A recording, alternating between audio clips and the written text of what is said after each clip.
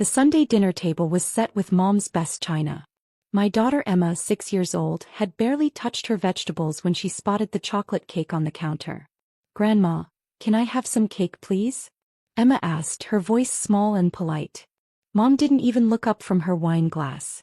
"Premium treats are for premium grandkids, sweetheart." The table went silent for exactly 3 seconds. Then my sister Jennifer laughed first, breaking the tension everyone pretended didn't exist.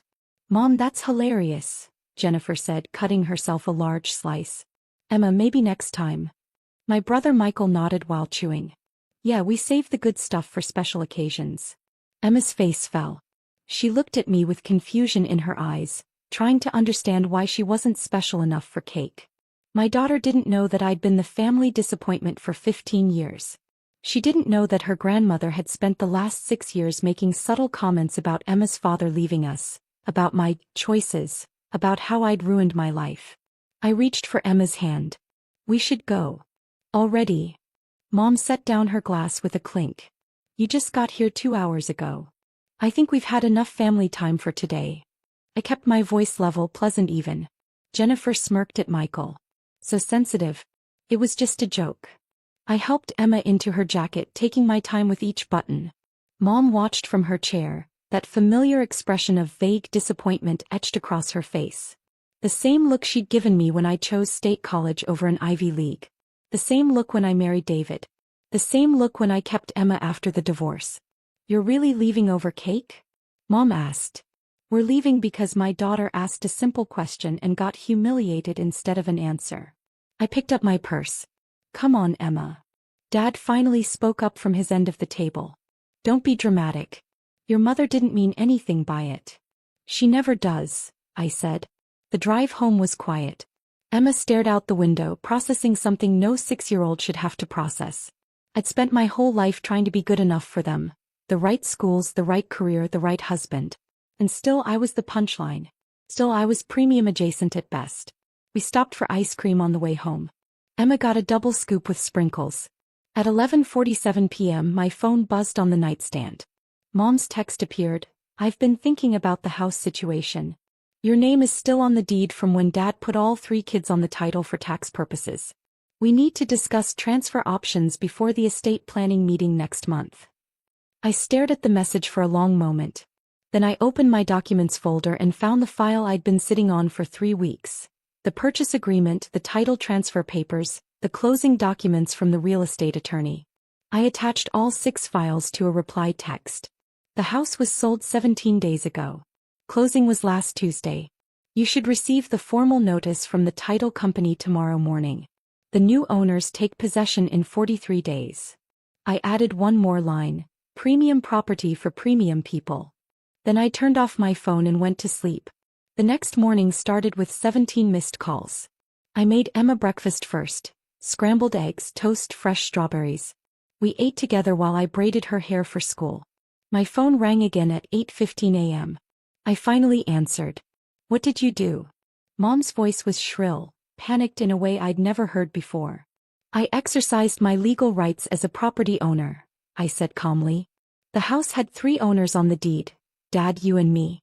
Under the tenancy agreement, any owner could initiate a sale if they provided proper notice to co-owners, which I did via certified mail 6 weeks ago. You can't just sell our house. I sold my third.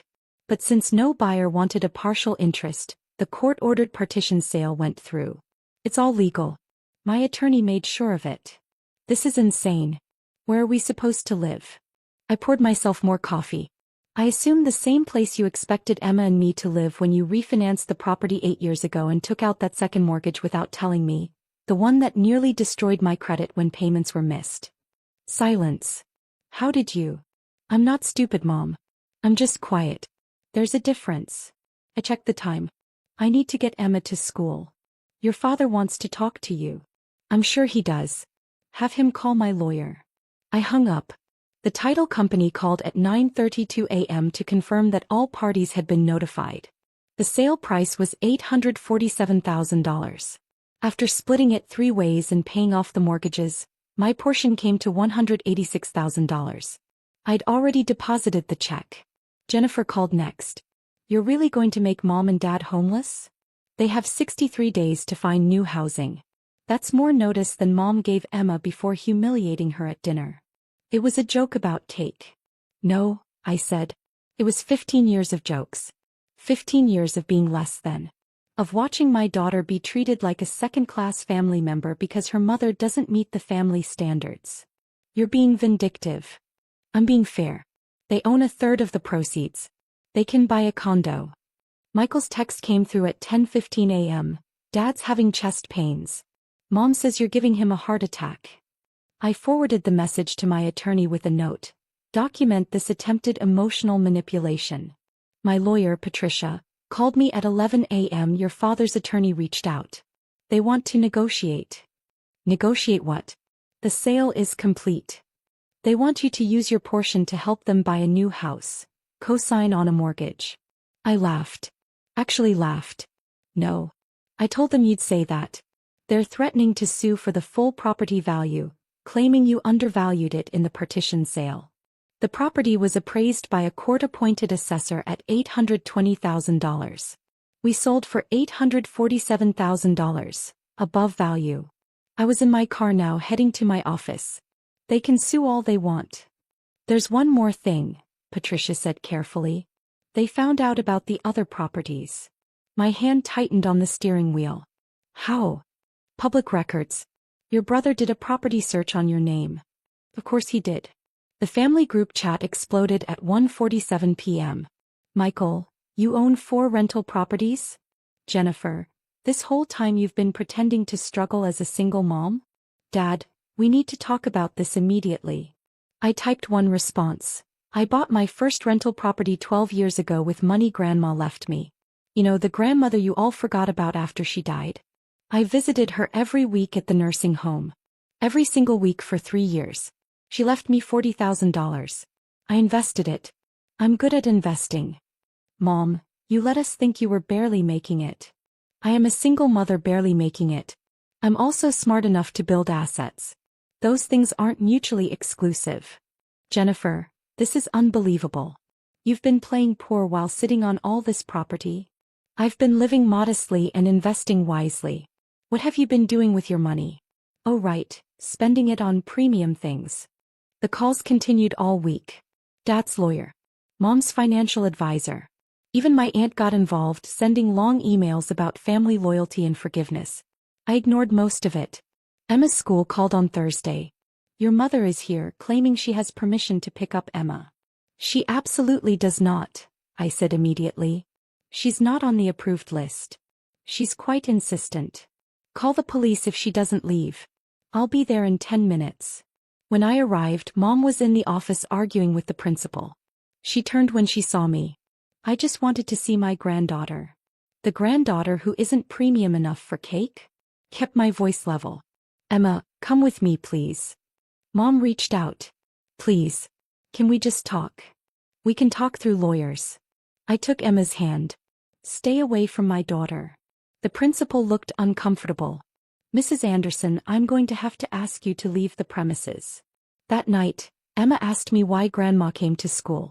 Sometimes adults make mistakes and don't know how to fix them, I said, tucking her blanket around her. Is Grandma sorry? I don't know, baby. Maybe. Are you still mad about the cake? I brushed hair from her forehead. I'm not mad about cake.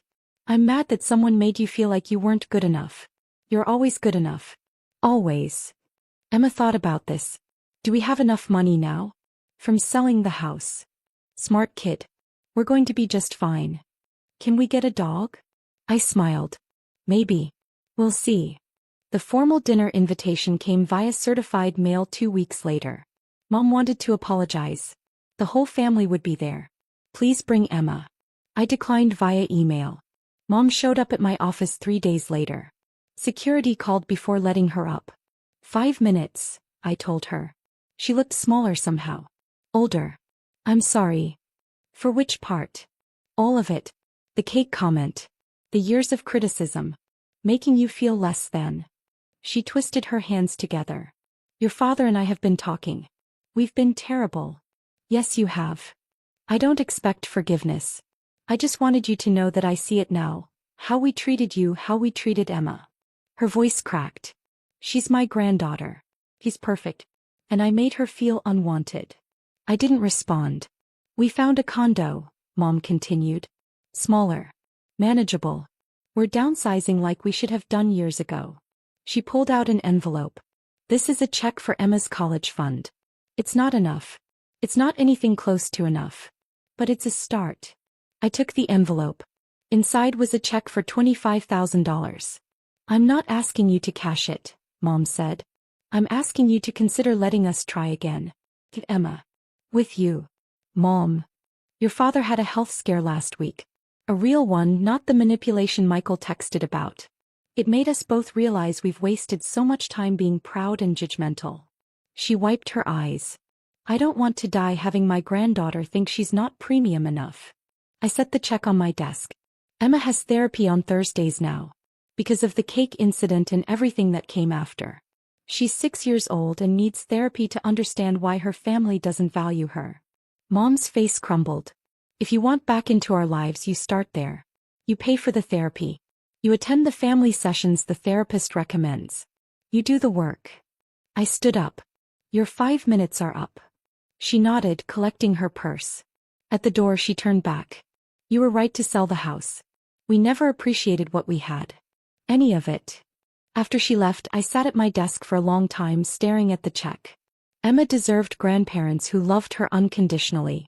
But she also deserved a mother who protected her from people who couldn't. I deposited the check into Emma's college fund that afternoon. But I didn't call Mom back. Not yet. Maybe not ever. Some things, even premium grandmothers, can't be bought back.